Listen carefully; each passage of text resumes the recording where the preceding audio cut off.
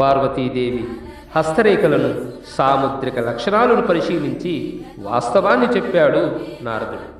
నారదుని మాటలకు మేనా హిమవంతులు విచారంలో మునిగిపోగా జగన్మాత మాటలు విని ఆ లక్షణాలు కలవాడు ముమ్మూర్తులా శివుడే అని నిర్ణయించుకొని మనస్సును సంతోషించింది.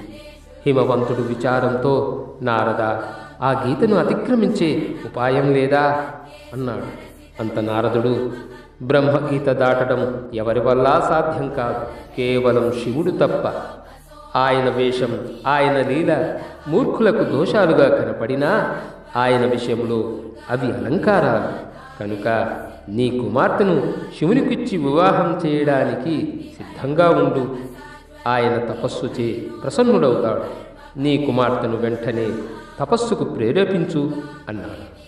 అందుకు హిమవంతుడు, నారద, సతీ మరణానంతరం మరొక స్త్రీని వివాహం చేసుకోనన్నాడట కదా, శివుడు మరి ఆ శపథాన్ని ఎలా ఉల్లంఘిస్తాడు అనగానే నారదుడు నవ్వి, ఓ పర్వతరాజా, దక్షపుత్రి సతీదేవియే నీ ఇంట పార్వతిగా జన్మించింది.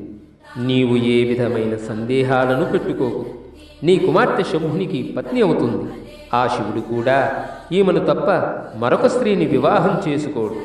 వీరిద్దరి మధ్య ఉండే ప్రేమతో సమానమైన ప్రేమ ఈ లోకంలో ఏ ఇద్దరి మధ్య ఉండదు. భూత భవిష్యత్ వర్తమాన కాలంలోనూ ఏ ఇద్దరి మధ్య ఉండదు, ఉండబోదు.